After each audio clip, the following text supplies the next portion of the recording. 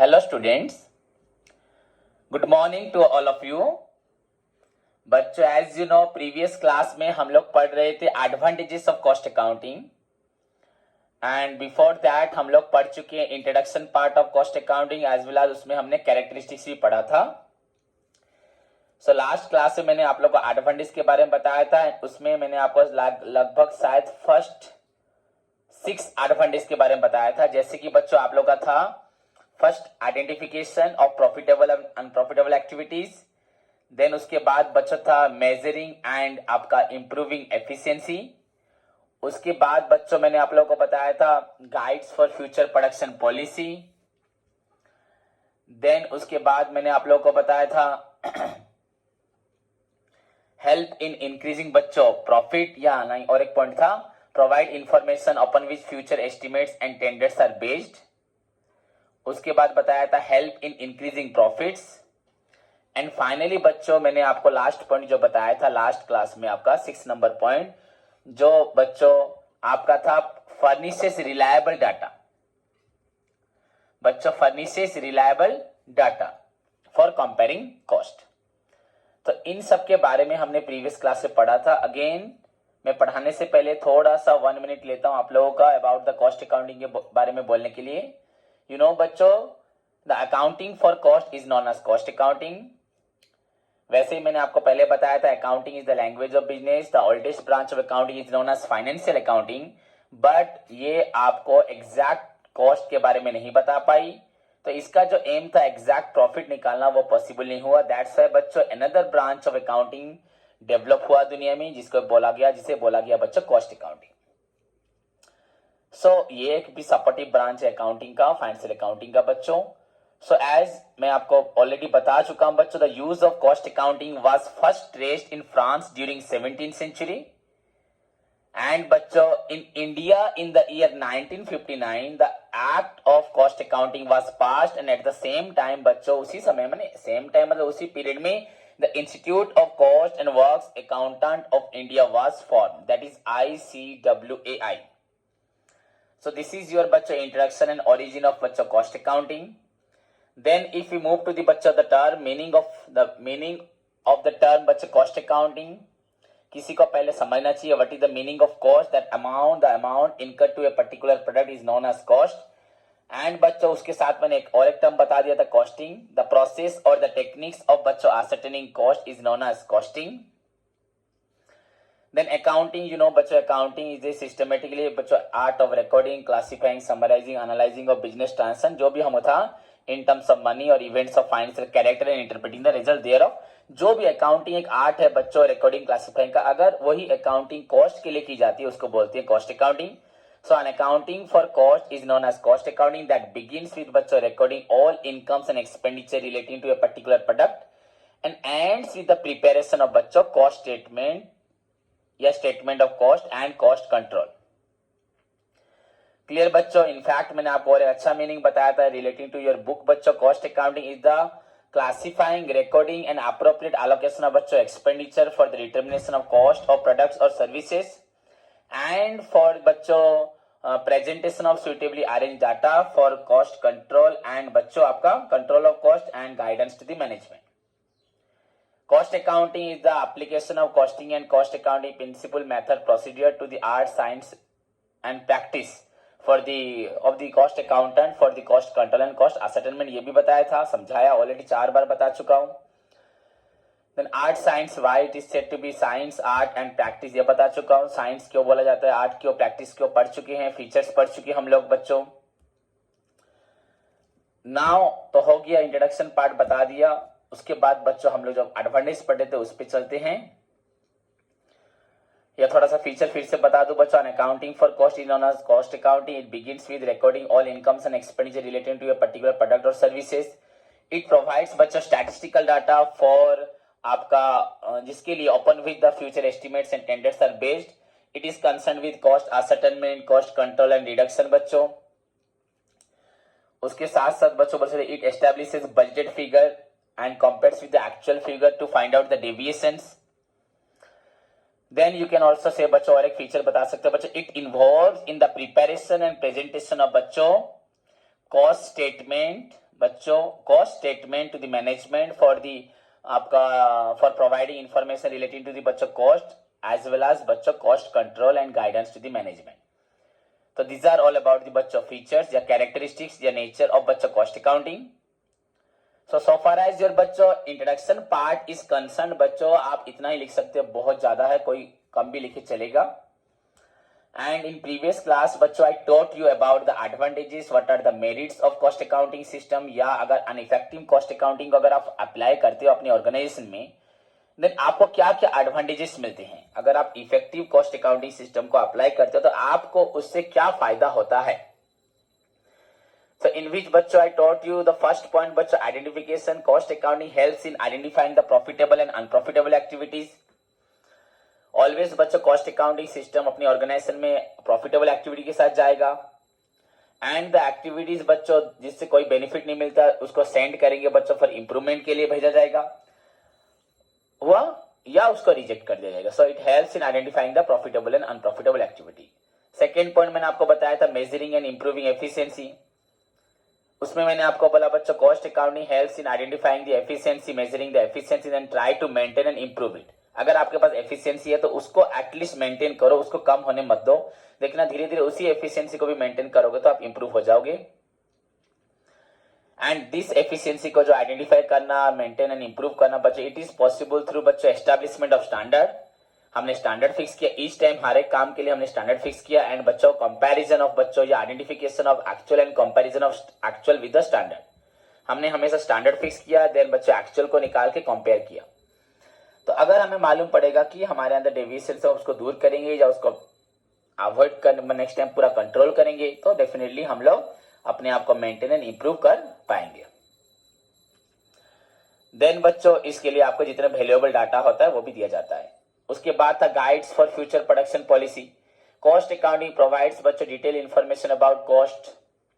बस इतना ही लिख दो, cost accounting provide detail information about cost, बस एनफ है. That's why बच्चों in this way बच्चों cost accounting helps the management for future production policy, manufacturing policy, future plan policy, जो भी चाहिए मैनेजमेंट को हेल्प होता है. Then बच्चों guide provide information upon which future tenders and estimates are based. Cost accounting provides बच्चों detailed information about the cost. Okay बच्चों, okay. In case of बच्चों big job, big contract में बच्चों जब big job होता है बच्चों आपका कोटेशन कैनॉट बी प्रेजेंटेड. हम किसी को कोटेशन नहीं दे सकते कि हम आपसे इतना बड़े कॉन्ट्रैक्ट का इतना पैसा लेंगे या इतना चार्ज करेंगे, आप हमें कॉन्ट्रैक्ट दीजिए. Unless otherwise you have the complete information about the cost. Big job में बच्चों आपको कोटेशन प्रेजेंट करने के लिए आपके पास पहले से इंफॉर्मेशन होना चाहिए, एग्जैक्ट इंफॉर्मेशन होना चाहिए जिसके ऊपर बेस करके आप किसी से कॉन्ट्रैक्ट लेंगे. अदरवाइज आपको नुकसान होगा और अगर ज्यादा प्राइस चार्ज करेंगे तो कोई आपको कॉन्ट्रैक्ट देगा नहीं. So it provides information बच्चों upon which future estimates and tenders are based. Clear? उसके साथ अगर बच्चों थोड़ा आगे बढ़े हम लोग, अगर थोड़ा सा आगे बढ़े तो यू विल सी बच्चों यहां पे आपको देखने को मिलेगा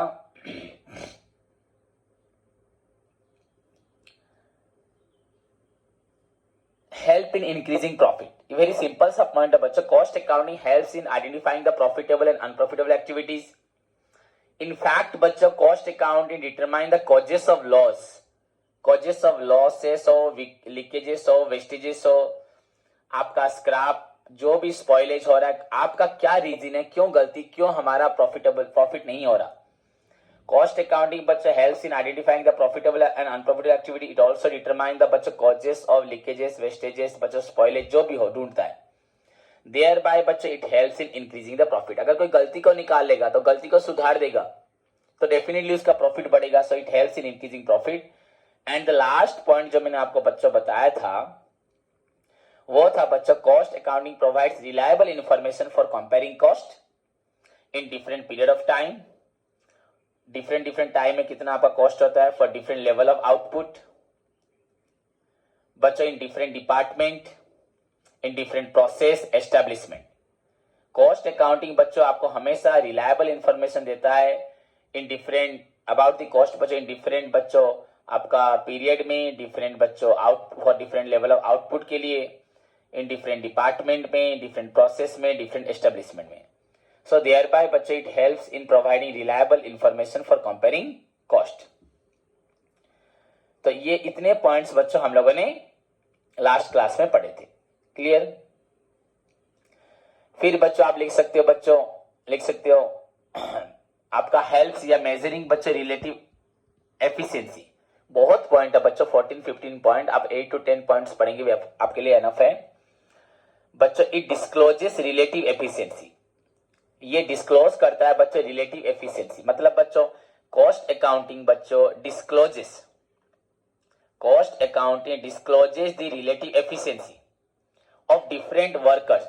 रिलेटिव एफिशिएंसी मतलब एक है हरी, एक है mister X, mister Y, X और वाई में बच्चों आप लोग कंपैरेटिव उनका एफिशिएंसी निकालो, तो हर एक वर्कर्स का कुछ ना कुछ कम ज्यादा एफिशिएंसी होगा। Cost accounting helps in determining the relative efficiency of different worker, thereby बच्चों फैसिलिटेट। इससे क्या होता है, अगर रिलेटिव एफिशिएंसी आप निकालते हो तो उससे आपको हेल्प होता है टू बच्चों इंट्रोड्यूस या कुछ बनाने के लिए बच्चों आपके लिए क्या बनाना है, आपको डिफरेंट वेज प्लान बनाना है। अगर कोई एफिशिएंट वर्कर है उसको आपको क्या देना चाहिए, बेनिफिट देना चाहिए, उसको एक्स्ट्रा प्राइस देना चाहिए। वहीं पे कोई अगर इनएफिशिएंट वर्कर है तो उसके लिए आपको पनिशमेंट या कुछ वेजेस कम करना चाहिए। So cost accounting helps in, या cost accounting discloses the relative efficiency of different worker, thereby बच्चों फैसिलिटेट द इंट्रोडक्शन ऑफ बच्चों suitable wage plan. Cost accounting helps in disclosing the relative efficiency that helps in establishing बच्चों introducing लिखना suitable wage plan, that is बच्चों reward to the efficient worker, and बच्चों less wages या proper training to the बच्चों inefficient worker। तो अगर अच्छे workers है तो उनको आप क्या दोगे, रिवार्ड दोगे, एनकरेज करोगे, प्रमोशन दोगे। एंड बच्चों ट्रेनिंग, एंड आपको पहले ट्रेनिंग दो, लेस वेजेस मत करो किसी को, एंड ट्रेनिंग टू द बच्चों inefficient worker to make them trained and efficient. Inefficient worker को बच्चों ट्रेनिंग दो जिससे वो ट्रेंड बने और एफिशिएंट बने। क्लियर बच्चों? So this is your next point, it discloses the relative efficiency, that is why thereby help in बच्चों मेकिंग सुटेबल वेज प्लान बच्चों, that is reward to the efficient worker. And अगर बोला जाए inefficient worker के लिए आप proper training programme held करें, conduct करें एंड उसको इंप्रूव करें, एफिशिएंट बनाएं। ओके बच्चों, तो इसके साथ 7 पॉइंट, आप और भी बहुत सारे पॉइंट है, मैं और 2-3 पॉइंट बताता हूं बच्चों। एनेबल टू जज, नेक्स्ट पॉइंट बच्चों आप लोगों को मैं बता रहा हूं, एनेबल टू जज। बच्चों एनेबल टू जज के अगर सपोज कोई बाहर का क्रेडिटर इन्वेस्टर, कंपनी को तो पैसा चाहिए, तो पैसा हमें क्रेडिटर्स देंगे, बैंकर्स देंगे, इन्वेस्टर्स देंगे, जैसे शेयर से हो, डिवेंचर से हो, बॉन्ड से हो, या लोन फ्रॉम फाइनेंशियल इंस्टीट्यूशन हो, तो ये लोग हमें फंड्स प्रोवाइड करेंगे, मटेरियल्स प्रोवाइड करेंगे। कोई क्रेडिटर अगर होगा तो कोई हमें क्यों मटेरियल प्रोवाइड करेगा, कोई क्यों हमें फाइनेंशियल सपोर्ट देगा, जब हमारे पास हमारी पोजीशन बहुत गुड होगी, बहुत अच्छी होगी, तभी हमें देगा। पर हमारी पोजीशन अच्छी है कि नहीं, क्या हमारे मुंह से बोलने से होगा क्या? तो हम क्रेडिटर्स को, इन्वेस्टर्स को अलाउ करेंगे आके जज करें हमारी पोजीशन क्या है, हमारा कॉस्ट क्या है, हमारा प्रॉफिट क्या है। कॉस्ट अकाउंटिंग बताएगा इतना कॉस्ट है, फाइनेंशियल अकाउंटिंग बताएगा हमारा इतना प्रॉफिट है। इट हेल्प्स द बच्चों क्रेडिटर्स एंड इन्वेस्टर्स टू जज the financial strength and creditworthiness of the business. Company की फाइनेंशियल स्ट्रेंथ कितनी है, एंड मार्केट में पहले से हम अगर लोन फोन लेते हैं तो किस तरह से हम रिटर्न करते हैं। अगर ये हमारा, इसमें हमारा पूरा अच्छा परफॉर्मेंस होगा बच्चों, डेफिनेटली ये कॉन्फिडेंस बढ़ाएगा अमोंग दी बच्चों क्रेडिटर्स, इन्वेस्टर्स, कि ये कंपनी में पैसा लगाने से यहाँ पे बहुत अच्छा इनका परफॉर्मेंस है, इनका अच्छा बच्चों रिटर्न है। तो डेफिनेटली वो लोग एनकरेज होंगे और भी कॉन्फिडेंट होंगे, हमारे कंपनी में सिक्योर फील करेंगे पैसा इन्वेस्ट करने के लिए। सो एनेबल टू जज, कुछ छुपा के रखना नहीं है। It helps the creditors and investors to जज, मैं क्या बोल रहा हूं, it helps the creditors and investors बच्चों टू जज द फाइनेंशियल स्ट्रेंथ, हमारी फाइनेंशियल स्ट्रेंथ को जज करो, and creditworthiness of the business, उसके साथ साथ बच्चों क्रेडिट वर्दीनेस को जज करो। It help the creditors and investor to जज द फाइनेंशियल स्ट्रेंथ एंड बच्चों creditworthiness of the business. As a result बच्चों इट क्रिएट्स कॉन्फिडेंस, इससे क्या होता है, ये कॉन्फिडेंस क्रिएट करता है अमोंग दी बच्चों क्रेडिटर्स, किसके माइंड में, क्रिएटर्स के माइंड में एंड इन्वेस्टर्स के माइंड में to invest more and more into the business. समझ में आया बच्चों? So it help the creditors and investor to जज the creditworthiness and financial position of the business. That is in this way बच्चों it creates confidence among the बच्चों creditors and investor to invest more and more into our business। जब उनके अंदर confidence आएगा तो वह हमारी company में इन्वेस्ट करने के लिए बहुत ज्यादा उतावले होंगे, मतलब एक्साइटेड होंगे, मोटिवेटेड होंगे और वो अपना पैसा हमारे पास देंगे। और एक लिख सकते हो बच्चों हेल्पफुल टू गवर्नमेंट, यह हो गया आपका एनेबल टू जज, मतलब बच्चों हेल्पफुल टू क्रेडिटर, अगर आप ऐसे लिख सकते हो हेल्पफुल टू क्रेडिटर्स इन्वेस्टर्स। अब बोल रहा हूं बच्चों क्रेडिटर इन्वेस्टर को किस तरह हेल्प करता है, वो उनको अलाउ करता है कि हमारी कंपनी की पॉलिसी को चेक करे और हमें पैसा दे। चेक करने से उनका कॉन्फिडेंस बढ़ेगा, वो अपना मनी हमारे पे इन्वेस्ट करेंगे, हमारी कंपनी में इन्वेस्ट करेंगे। हेल्पफुल टू गवर्नमेंट बच्चों it facilitate the proper assessment of excise duty, income tax, formulation of policy regarding industry, export import policy, taxation, कुछ भी पॉलिसी हो। कॉस्ट अकाउंटिंग बच्चों हेल्प करता है असेसमेंट ऑफ एक्साइज ड्यूटी, आपका production में कितना ड्यूटी होगा, इनकम टैक्स में भी हेल्प करता है, फॉर्मुलेशन ऑफ बच्चों पॉलिसी रिगार्डिंग इंडस्ट्री, इंडस्ट्री की पॉलिसी बनाने में भी हेल्प करता है। कॉस्ट अकाउंटिंग अगर गवर्नमेंट को एक प्रॉपर इन्फॉर्मेशन देगा तो गवर्नमेंट को अगर कुछ इंडस्ट्रियल पॉलिसी बनानी होगी, फैक्ट्री के लिए कोई पॉलिसी बनानी होगी, उसको वो चेंज चांज जो भी करना है तो उसके लिए भी कॉस्ट अकाउंटिंग हेल्प करेगा। सो इट फैसिलिटेट बच्चों assessment of excise duty, income tax, formulation of बच्चों आपका इंडस्ट्रियल पॉलिसी, एक्सपोर्ट इंपोर्ट बच्चों कोई भी आपका पॉलिसी हो या ड्यूटी हो जिसको जरूरत है हमें, पॉलिसी लोगो, taxation policy etcetera. So in this way बच्चों it is also helpful to the government. बस सिंपल लिखना है बच्चों, it facilitate in the assessment of excise duty. Okay बच्चों, एक्साइज ड्यूटी प्रोडक्शन के बाद जो टैक्स देते हैं उसे क्या बोलते हैं? एक्साइज ड्यूटी बोलते हैं। क्लियर बच्चों? उसके बाद मैंने उसके साथ साथ आपको क्या बोला?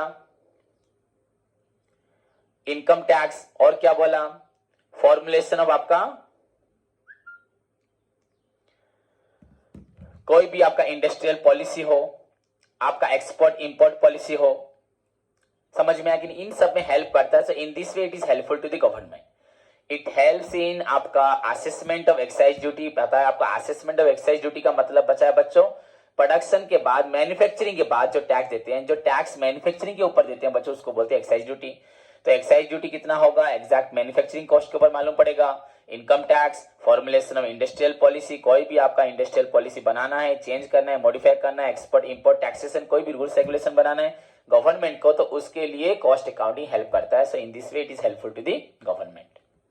ओके बच्चों, कितने पॉइंट्स हो गए? अभी हमारे 9 पॉइंट हो गए। आज मैं आपको पहला पॉइंट बताया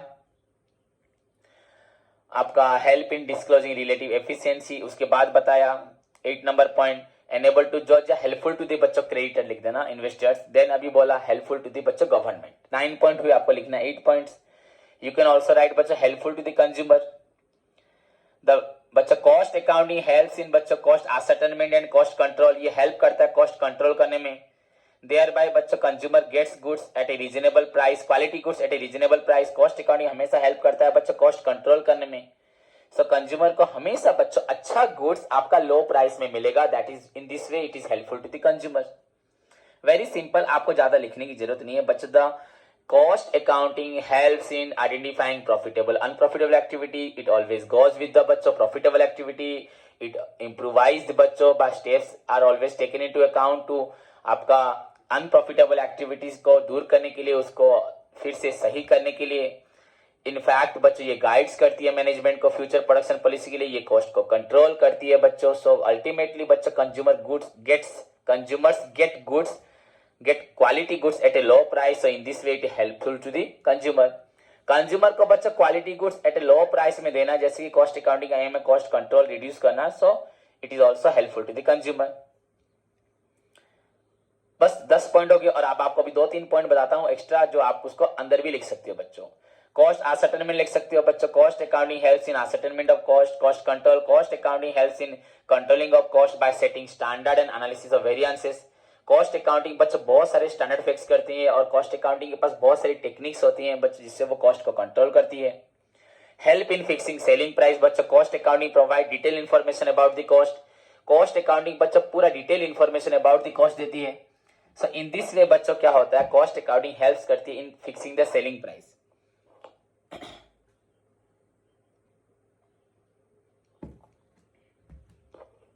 बच्चों सिंपल सी बात मैंने आपको बताई, 3 पॉइंट जो भी बताए. ascertainment of cost, it helps in ascertainment of cost, exact cost of a particular product or services.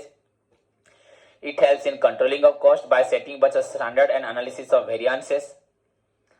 Then बच्चा help in fixing selling price. Cost accounting provides complete information, entire information about the cost of a particular product or services.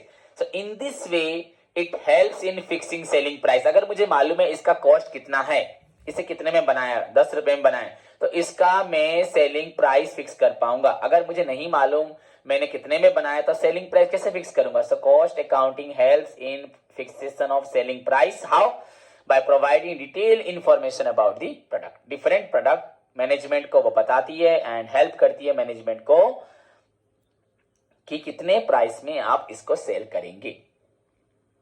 सो बच्चों मैंने बहुत सारे point बता दिए, और भी बहुत कुछ है. Inventory control, cost accounting. Inventory control मतलब मटेरियल कंट्रोल करती है.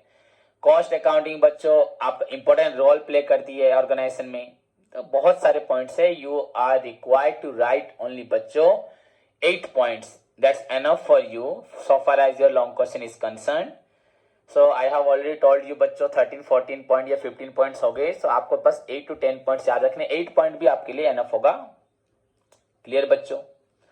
सो this is all about your advantages of cost accounting या मेरिट्स ऑफ कॉस्ट अकाउंटिंग. किस तरह से an effective cost accounting system organisation को हेल्प करता है. Identifying the profitable and unprofitable activity, measuring and improving the efficiency बच्चों, guides for future production policy.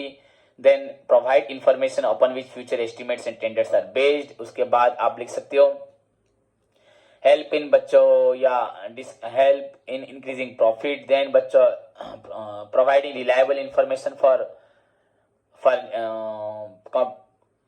Furnishes reliable information या providing reliable information for बच्चों comparing आपका cost. उसके बाद disclosing relative efficiency of the workers, enable to जज, helpful to government, helpful to consumers.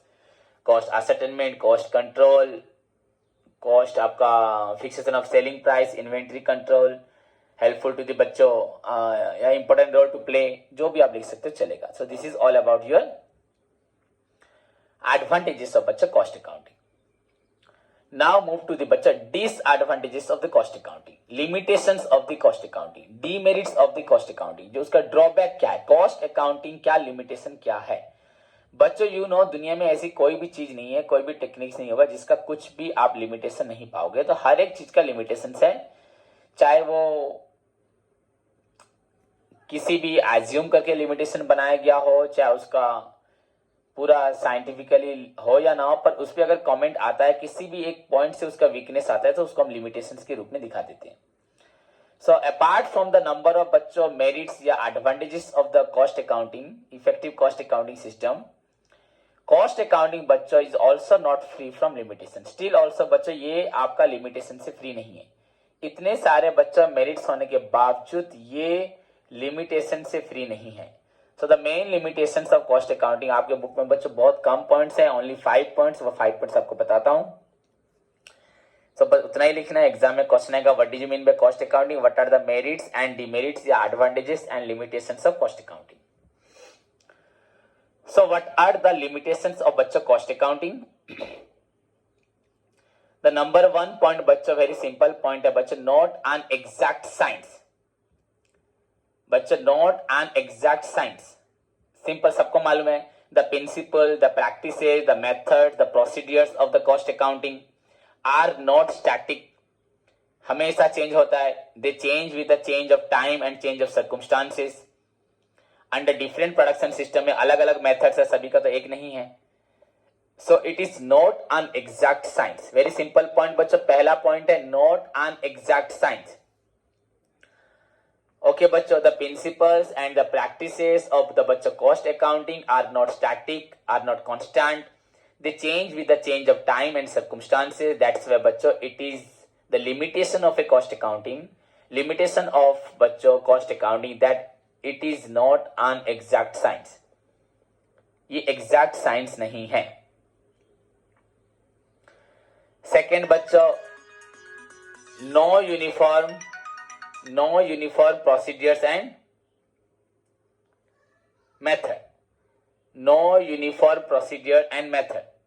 The procedure, the methods of cost accounting बच्चों followed by different organization. The procedure and methods of cost accounting बच्चों followed by different organization are different, are not uniform. Cost accounting के लिए जो procedure या methods होते हैं बच्चों different organisation follow करती है, वो यूनिफॉर्म नहीं है। देयर बाय बच्चों दे provide different results under same situation, same information एक दोगे, बट सबका कॉस्ट अकाउंटिंग का मेथड अलग अलग है। कॉस्ट अकाउंटिंग में बच्चों बहुत सारे मेथड्स हैं।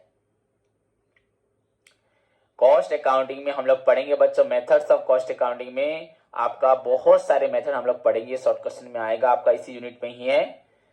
आपका जॉब कॉस्टिंग हो, आपका कॉन्ट्रैक्ट कॉस्टिंग हो, बैच कॉस्टिंग हो, प्रोसेस कॉस्टिंग हो बच्चों, सिंगल ऑपरेशन कॉस्टिंग है, मल्टीपुल है, फार्म कॉस्टिंग है, बहुत सारे हैं बच्चों, पढ़ाऊंगा।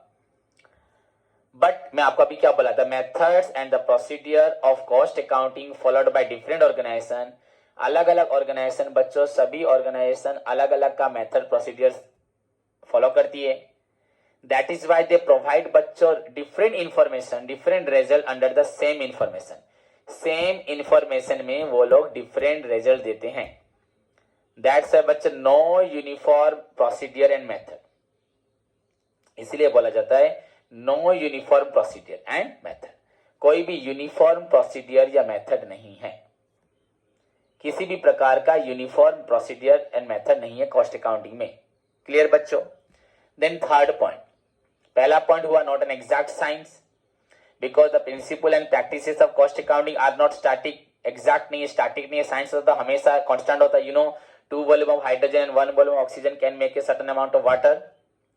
बट यहाँ पे जो प्रिंसिपल्स हैं, प्रोसीडियर्स है, वो स्टैटिक नहीं है, ये हमेशा चेंज होते हैं। So not an exact science. Then बोला गया the procedure and methods followed by different organisation are different, so they provide different result under same information. एक इंफॉर्मेशन का बच्चों डिफरेंट रिजल्ट देंगे। अगर ऐसा होता है तो बच्चों इसको क्या बोला जाएगा, not an exact, sorry, no uniform procedure and method. Third point बच्चों, based on estimation.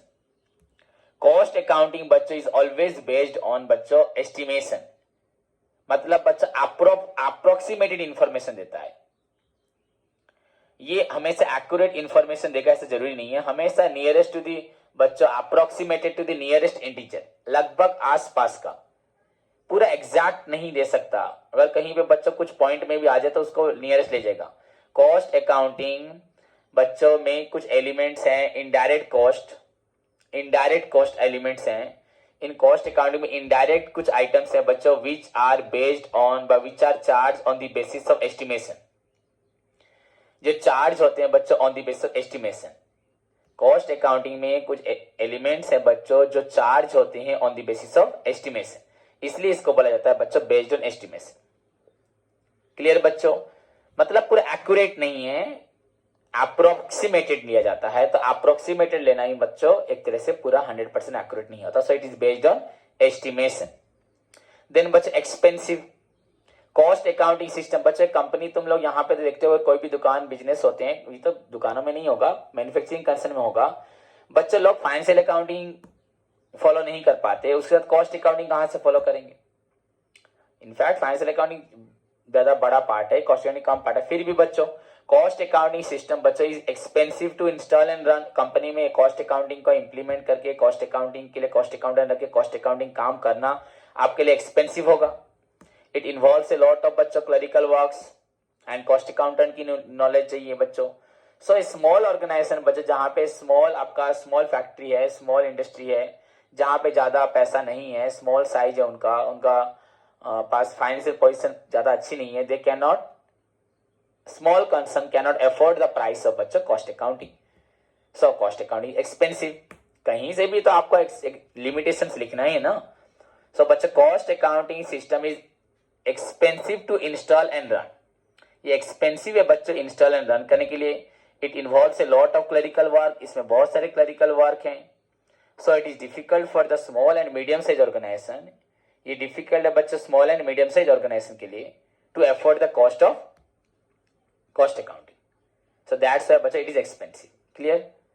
Cost accounting system is बच्चों expensive to install and run. ये इसको लगा ऑर्गेनाइजेशन में अपनाना एंड उसको रन करवाना एक्सपेंसिव है. A small organisation can not afford it, but afford नहीं कर सकती. It requires a lot of clerical work and money.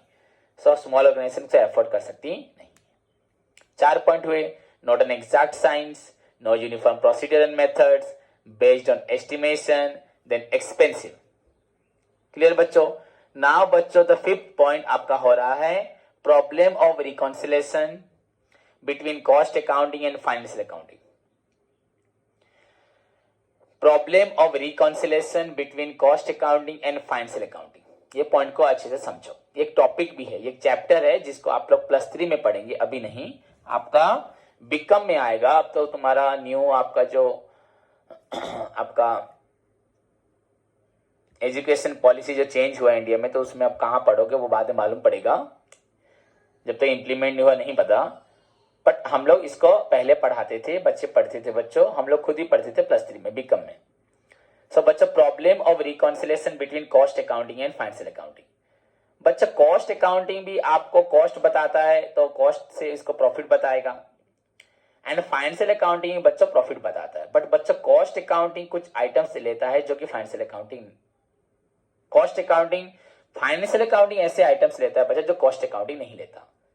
बहुत सारे बच्चों आइटम्स हैं जो आपका कॉस्ट अकाउंटिंग लेता नहीं है, मैं आपको बाद में बताऊंगा.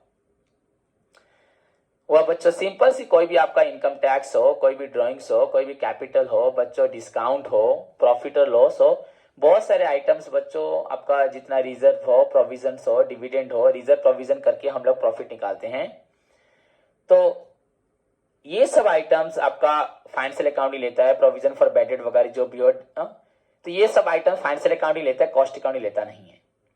सो बच्चों यहां बोला जा रहा है द प्रॉफिट्स, आंसर में बता रहा हूं बच्चों, the profits on by the cost accounting is usually बच्चों क्या होता है, is not same as the profits on by the financial accounting. For the same information के लिए कॉस्ट अकाउंटिंग जो इन्फॉर्मेशन देगा एंड फाइनेंशियल अकाउंटिंग जो प्रॉफिट बताएगा, इन्फॉर्मेशन देगा, वो सेम नहीं होता. तो कॉस्ट अकाउंटेंट बता रहा है बच्चा हमारा ये प्रॉफिट है कंपनी का, फाइनेंशियल अकाउंटिंग बता रहा हमारा प्रॉफिट ये है. तो नाउ तो 2 डिफरेंट प्रॉफिट हुआ.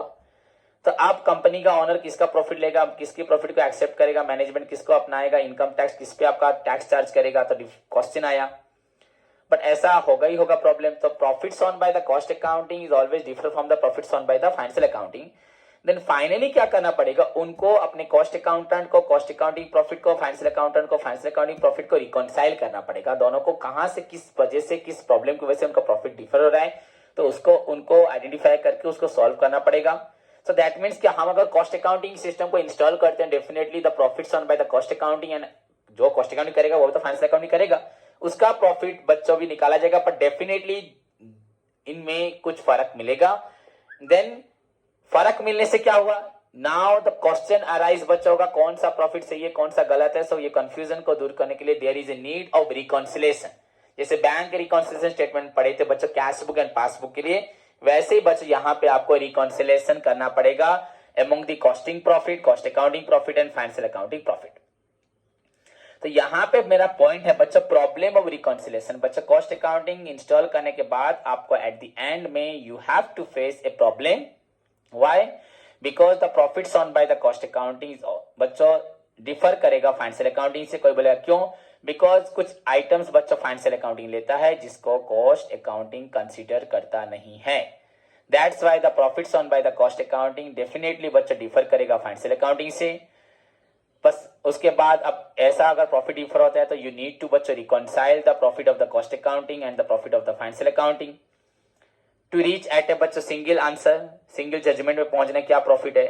सो that is the problem of बच्चों reconciliation between cost accounting and financial accounting. आप समझ तो गए, बस आपको अच्छे से लिख देना है, सिंपल से लिख देना बच्चों.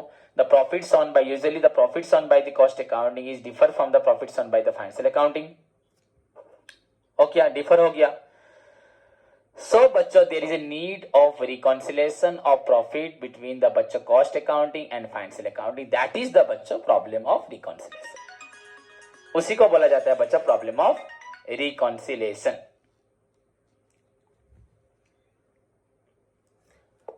हेलो, घरे କିଛି କୁହନ୍ତୁ।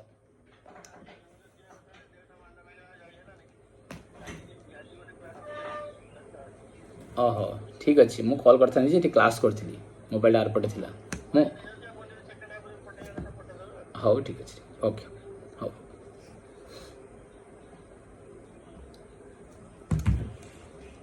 ओके बच्चों, so that is the बच्चों problem of reconciliation between cost accounting and financial accounting बच्चों result. So not an exact science, no uniform procedures and methods based on estimation, expensive and बच्चों problem of reconciliation between cost accounting and financial accounting. So these are the बच्चों limitations of cost accounting बच्चों, apart from the beside the बच्चों effective cost accounting system having a number of good points, good limitations, good merits बच्चों, good advantages, importance, still it is not free from the following limitation। ये बस सोचने की तरह से बना जाता है, नॉट एन एग्जैक्ट साइंस को तो बहाना बनाना पड़ेगा, नो यूनिफॉर्म प्रोसीजर मेथड ये तो डेफिनेटली है, बेस्ड ऑन एस्टिमेशन ये भी एक पॉइंट लिया जाएगा, एक्सपेंसिव डेफिनेटली एक्सपेंसिव कोई भी तो कमेंट देना है, एंड ये जो लास्ट पॉइंट ये भी आपका ये परफेक्ट पॉइंट है बच्चों, problem of reconciliation between cost accounting and financial accounting. Clear बच्चों? सो दिस इज योर बच्चों the limitations of cost accounting. मैं हमेशा आपको बोलता हूं बच्चों, मेहनत करो, ईमानदार बनो, सच्चे बनो, लॉयल बनो, विश्वस्त बनो अपने साथ, अपने परिवार के साथ, समाज के साथ। हमें एक ना एक दिन कुछ करना है, जिंदगी में आगे बढ़ना है। अगर आप समझते हो कि मनीष सर आपको हमेशा सच बोलते हैं और आपको सही राह दिखाते हैं तो आपको फॉलो करना है, पर इन सही राह पे चलने के लिए बच्चों सबसे पहले मेहनती होना है, सच बोलना सीखना है, ऑनेस्ट बनना है, लॉयल बनना है, लॉयल सिंसियर बनना है बच्चों। सारे गुड पॉइंट्स हमें अपनी लाइफ में इंप्लीमेंट करने हैं, तभी जाके हम हर एक काम को, हर एक मुकाम को पा सकेंगे। तो आपका कैरियर आपके हाथ में है और मेरे हाथ में भी है आपका कैरियर, पर मैं आपको अपनी तरफ से मेरी जितनी जिम्मेदारी पूरा कर रहा हूं, बट अब ये ड्यूटी आपकी है कि आप इसको कितनी अच्छे तरीके से, कितनी बेहतरीन तरीके से उसको इंप्लीमेंट करके, दिन रात मेहनत करके, रिजल्ट करके अपने फ्यूचर को खुद बनाएंगे। ओके बच्चों, होमवर्क पार्ट है, होमवर्क मैंने आपको कल दिया था फाइनल अकाउंट्स करने को 13-14 शायद, हाँ तो आज आप करके आए फाइनल अकाउंट का 15-16 और मुझे ग्रुप में भेजें। उसके साथ बच्चों आप लोग मुझे, मैं मीडियन दिया था शायद 1 से 6, तो आपको 7 से लेके 10 तक मीडियन करके देना है, या 6 से लेके 10 तक जहां तक दिया था। देन मैंने आपको फाविल प्रिंसिपल पढ़ने को बोला था। फाविल प्रिंसिपल में मैंने आपको एटलीस्ट इंट्रोडक्शन पार्ट और आपको बोला था कि आप 14 प्रिंसिपल को लर्न करें एंड एनी 6 पॉइंट्स को अच्छे से, जो भी आपको लगता है ठीक उसको पढ़ें। सो आज फिर से वही होमवर्क दे रहा हूं, कुछ अलग नहीं दे रहा। फाविल प्रिंसिपल को फिर से लर्न करें, जिसका हो गया है वो आगे मूव करें, अदरवाइज जिसका नहीं हुआ वो फाविल प्रिंसिपल पे ही कॉन्सेंट्रेट करें। इंट्रोडक्शन पार्ट को एटलीस्ट पूरा अच्छे तरीके से पढ़ के 14 प्रिंसिपल को लर्न करना है। 14 प्रिंसिपल को लर्न करने के बाद एनी बच्चों कोई भी 6 प्रिंसिपल को मिनिमम बच्चों, आप 14 पढ़ना बहुत अच्छी बात है, सभी पढ़े हैं मुझे मालूम है, बट जिनका नहीं हो रहा एटलीस्ट बच्चों 6 प्रिंसिपल को अच्छे से पढ़ के लर्न करें। सो this is your today's homework. Final account में आपको 14-15 करना है, मीडियन में आपको 6 to लेके 10 तक करना है। फाविल प्रिंसिपल्स मैंने जो कल दिया था उसी को सभी स्टूडेंट फिर से पढ़ें, जिनका हो गया है वो मूव टू दी बच्चों, तो उसी पे पढ़ें और प्रीवियस पढ़ाई को फिर से एक बार रिवाइज करें। जो मैनेजमेंट का इंट्रोडक्शन पार्ट, फीचर्स था, उस इंपोर्टेंस था, आपका ऑब्जेक्टिव्स था, आपका difference between management and administration था, and the most important thing बच्चों कॉस्ट अकाउंटिंग मैंने अभी तक जो पढ़ाया इंट्रोडक्शन पार्ट, उसमें आपने जो व्हाट इज बच्चों इंट्रोडक्शन में आपने cost, costing, cost accounting, cost accountancy, cost accounting as a science बच्चों, एज एन आर्ट बच्चों, एज ए प्रैक्टिस, इसके बारे में बताया। उसके बाद बच्चों कैरेक्टरिस्टिक्स ऑफ कॉस्ट अकाउंटिंग बताया। उसके बाद एडवांटेजेस बच्चों आपको लगभग 15-16 या 15-14 पॉइंट्स मैंने बताया, 15 पॉइंट्स लगभग। यू नीड टू लर्न बच्चों ओनली 8 to 10 पॉइंट, ज्यादा जरूरत नहीं है। देन मैंने बच्चों आपको अभी लिमिटेशंस ऑफ कॉस्ट अकाउंटिंग के 5 पॉइंट्स बताए। तो आपका सबसे बड़ा पार्ट भी ये है कि अभी क्लास के बाद थोड़ा देर गैप करके आपको कॉस्ट अकाउंटिंग का जहां तक थ्योरी पढ़ा है पूरा बिगिनिंग से लेके यहां तक लर्न करके कल क्लास में आना है. सो this is your main homework. तब तक बच्चों टेक केयर, घर पे रहो, सेफ रहो, अच्छे बनो, सच्चे बनो, नेक बनो, ईमानदार बनो. फ्यूचर में अपने पेरेंट्स को, अपने समाज को एक अच्छा नागरिक बनकर दिखाओ. God bless you all. Take care.